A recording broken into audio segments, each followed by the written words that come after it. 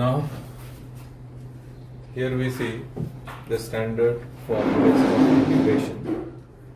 Integral of 1 upon root of a square minus x square dx, it is sin inverse x upon a. Integral of 1 upon root of x square minus a square, log of x plus root of x square minus a square. Similarly 1 upon root of x square plus a square का integral log of x plus root of x square plus a square. तो ये तीन root के result है और ये तीन जो है वो विदाउट रूट के. 1 upon x square plus a square is 1 upon a tan inverse x upon a. 1 upon x square minus a square is 1 upon 2a log of x minus a upon x plus a. 1 upon a square minus x square का integral 1 upon 2a log of a plus x upon a minus x. Ultimately क्या है, इसका derivative ये है, इसका derivative ये है, इसका डेरिवेटिव ये. Similarly 1 upon a tan inverse x upon a का डेरिवेटिव ये है. 1 upon 2a log of x minus upon x plus a का डेरिवेटिव ये है. This similarly the last formula. So many problems are depend on these formulas. So let's we see some small examples, just like, so these problems are asked for 1 marks, no doubt. So integral of 1 upon root of 25 minus x square. So it is 5 square minus x square. The first formula, what is our a now? A is our 5 here. So how we directly write it? Sin inverse of x upon 5 plus c. Then 1 upon root of x square minus 36 on this root. So how we write it? 1 upon root of x square minus 6 square. So apply this formula. So what is our a now? A is our 6. So it is log of x plus root of x square minus 6 square. So it is log of x plus root of x square minus 36 plus c. Take another problem. Integral of 1 upon root of 25 plus x square. Apply this formula. So what is our a square now? Again it is 5 square plus x square. Apply this formula. So we directly write down log of x plus x square plus 5 square plus c. So 5 square we write down, it is again 25. So in such a way we use these formulas. Now integral of 1 upon x square plus 49. So apply this formula. 1 upon x square plus a square. Now what is our a here? A is 7. So 1 upon 7 tan inverse x upon 7 plus c. So in such a way we use this formula. Now integral of 1 upon x square minus 100. How you solve it? x square minus 10 square. तो देखिए यहाँ पे दूसरा भी option है आपको integration का, sorry partial fraction का. ए स्क्वायर माइनस बी स्क्वायर का भी फॉर्मूला अप्लाई कर सकते हैं, बट वो बहुत लेंदी प्रोसेस है. सो directly use this formula. 1 upon 2a, का मतलब 10 log of x minus 10 upon x plus 10 plus c. That means finally we get the answer here. 1 upon 20 log of x minus 10 upon x plus 10 plus c. So in such a way we have to solve the examples on this standard rule. The last one, a square minus x square. So suppose 3 minus x square मैंने लिखा. अभी तक जितने सारे problems थे सबके square available थे, लेकिन ये ऐसा नंबर लिया जिसका स्क्वायर अवेलेबल नहीं है. तो ऐसे समय आप क्या करेंगे? √3 स्क्वायर माइनस एक्स स्क्वायर लिए. सो 1 अपॉन 2a, a का मतलब अभी √3 हो गया.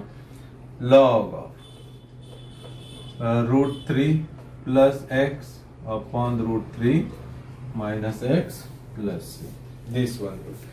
तो इस तरह से ये फॉर्मूलेस के ऊपर के प्रॉब्लम्स आपको सॉल्व करना है. Now again we see some more problems when the coefficient of x is given, just like integral of 1 upon 10x square plus suppose 1000. What we do here then? So in such a case we take 10 common. Common का मतलब हर एक term को 10 से divide करना। जैसे कि 1000 को मैंने 10 से डिवाइड कर दिया। कॉमन लेना मतलब डिवाइड करना। सो 10,000 अपॉन 10 कितना मिलता है? 100। सो when you take 10 outside, that is common, then we get x square plus 100. Now 1 upon 10 x square plus 10 square d. So finally we get 1 upon a tan inverse x upon 10 plus c. So 1 upon 100 tan inverse of x upon 10 plus c. तो कभी भी x square का coefficient अगर other than 1 होता है तो हमेशा उसको कॉमन लेना ही है।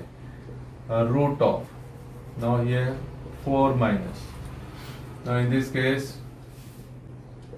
16 माइनस 64, तो यहाँ पे हम 64 रख के यहाँ पे 16x square into D x. तो देखिए अभी तो यहां पे भी मैंने एक्स स्क्वायर का कोएफिशिएंट डिफरेंट दिया है।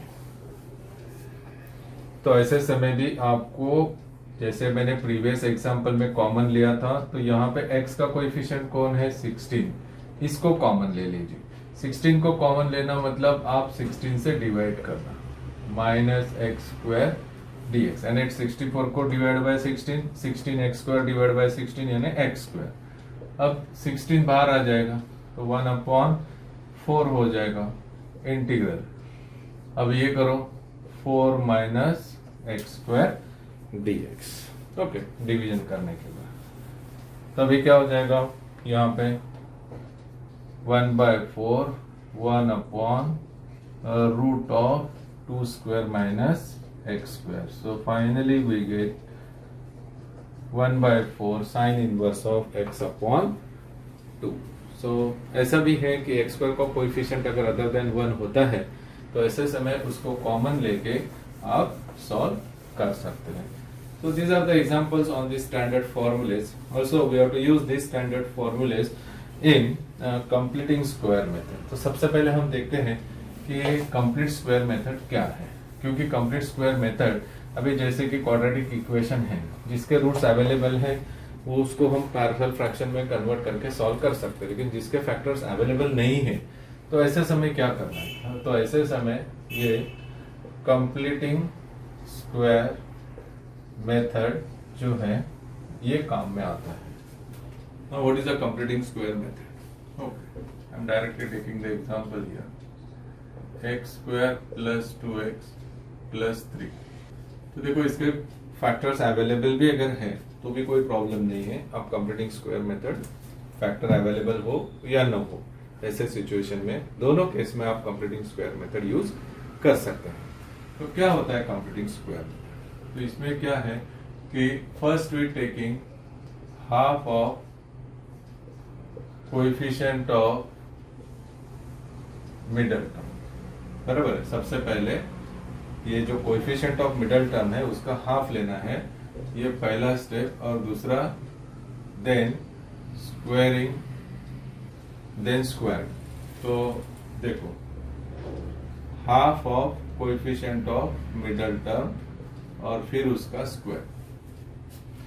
अभी देखो कोई भी नंबर को अगर हाफ से मल्टीप्लाई करते हैं तो वो हाफ हो जाता है। तो सबसे पहले मैंने कोएफिशिएंट ऑफ मिडल टर्म देखा वो 2 है, फिर taking half of the coefficient of middle term, इसलिए मैंने 1/2 से मल्टीप्लाई किया and then we have to take the square of it.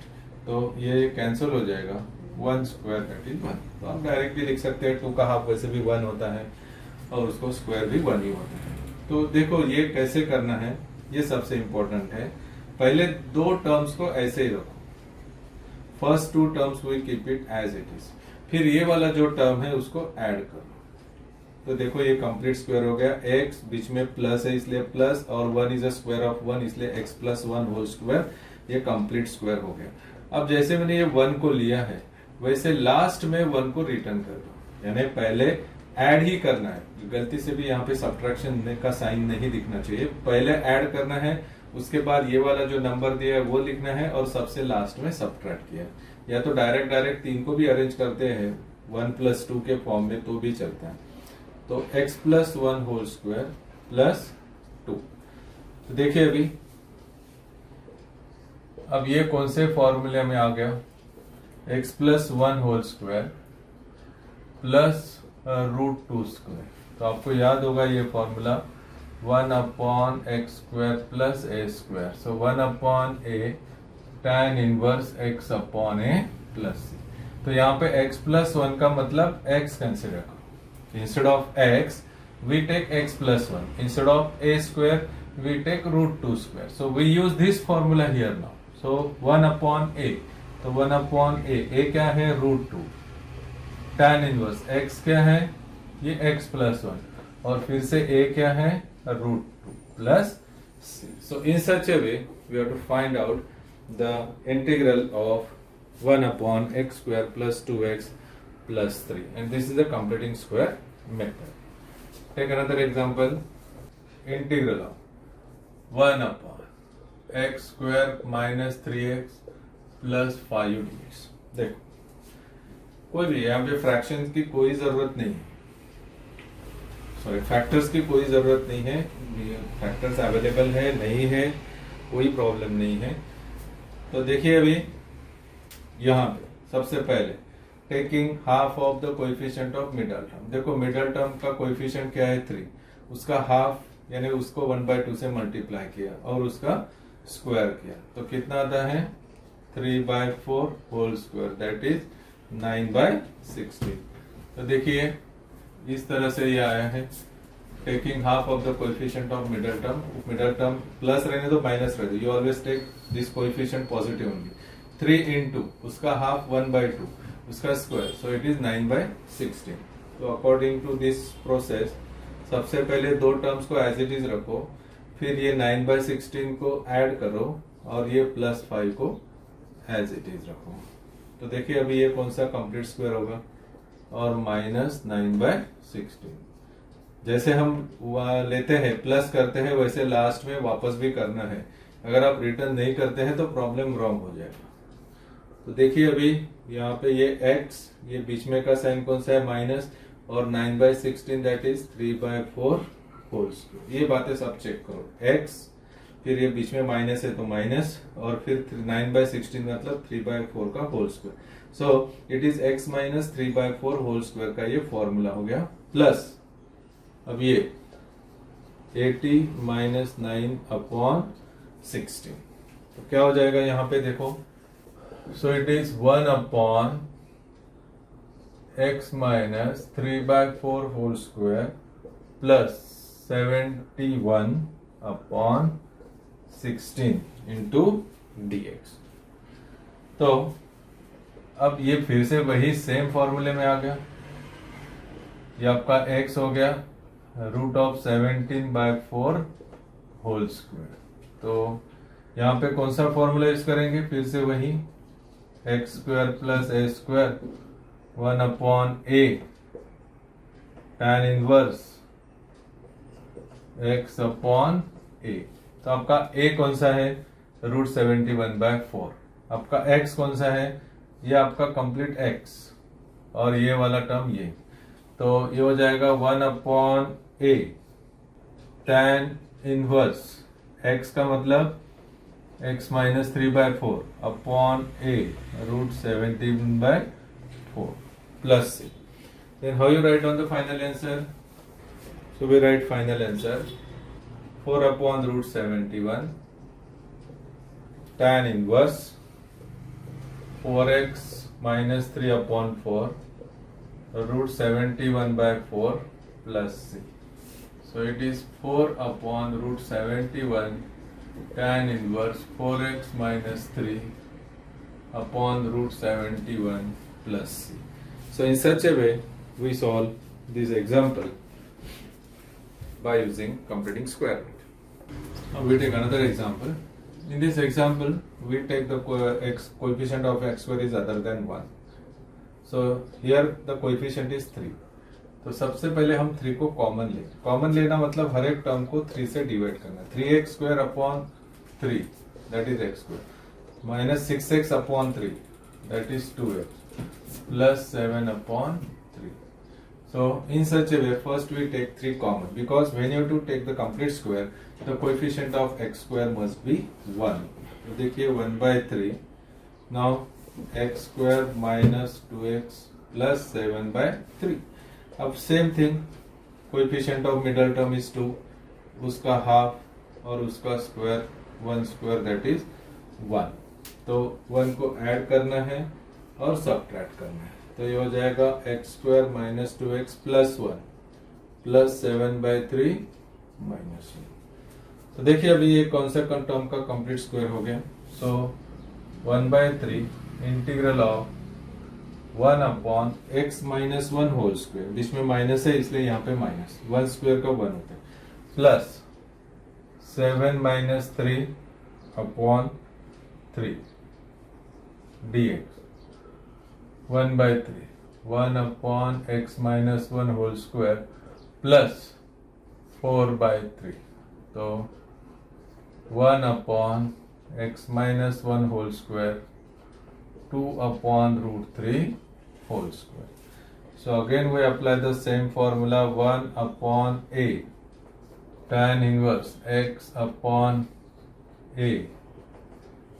So root 3 by 6 tan inverse x minus 1 into root 3 upon 2 plus.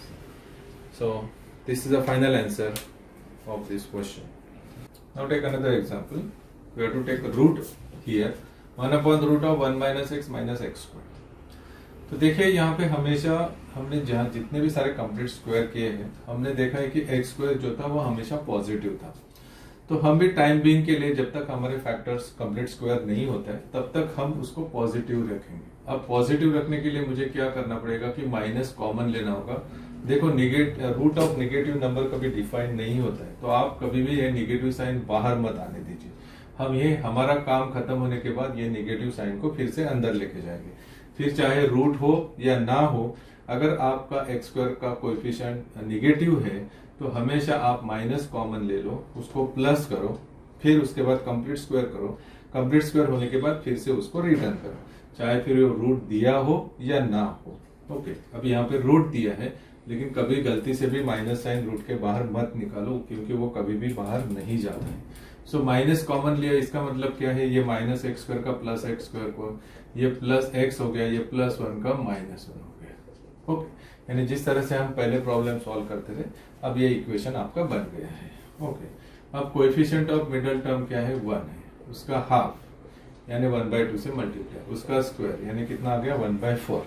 तो क्या करेंगे 1 अपॉन रूट ऑफ माइनस पहले दो terms ऐसे ही रखा मैंने फिर प्लस 1 by 4 लिखा मैंने फिर ये माइनस 1 लिखा और लास्ट में माइनस 1 by 4 करके रिटर्न भी कर दिया. ओके ये सब रूट के अंदर ही होना चाहिए. So 1 upon root of minus अब ये कंप्लीट स्क्वायर हो गया है x plus half whole square. Okay यहाँ पे माइनस कॉमन ले लो और उसके बाद उसका कैलकुलेशन ले लो. तो क्या हो जाएगा यहाँ पे करो एडिशन एलसीएम ले लो. तो finally what we get here then so 1 upon root of minus x plus half whole square minus 4 into 1 4 plus 1 that is 5 by 4 dx. अब देखो माइनस है a माइनस बी है यानी माइनस a प्लस बी होता है that is b minus a. यानी अगर ये माइनस साइन बाहर है जस्ट लाइक दिस वन ये आपका a है ये आपका b है तो माइनस साइन है तो मैं माइनस को इंट्रोड्यूस करता हूँ minus a minus minus plus b. तो प्लस b को पहले लिखा माइनस a को बाद में. इसका मतलब यही हो गया कि अगर नेगेटिव साइन को अगर आपको निकालना है तो a माइनस बी को डायरेक्ट इंटरचेंज कर दो. इंटरचेंज करेंगे तो माइनस साइन अपने आप निकल जाएगा. तो वहीं पे भी ऐसा ही कर दो. हमको ओरिजिनल प्रॉब्लम जो है वो माइनस एक्स स्क्वायर के फॉर्म में माइनस हमने कॉमन लिया है सिर्फ कंप्लीट स्क्वायर बनने के लिए एक्स स्क्वायर पॉजिटिव दिखाने के लिए. अब हमारा ये कंप्लीट स्क्वायर का काम खत्म हो गया, तो आप दोनों को इंटरचेंज करके माइनस साइन को निकाल लो। वो क्यों किया है वो यहाँ पे देख सकते हैं। 5/4 minus x plus half whole square dx। So finally अब a स्क्वायर चाहिए, तो √5/2 whole square minus x plus half whole square into dx। तो आपके पास फॉर्मूला है 1/√a square minus x square, it is sine inverse of x plus x upon a plus c। तो यह आएगा साइन इनवर्स x का मतलब x plus half upon √5/2। तो आप एलसीएम लेकर 2 को कैंसिल करके जो भी फाइनल आंसर आता है आप लिख सकते हैं यहाँ पे। So in such a way we have to solve the examples on completing square method.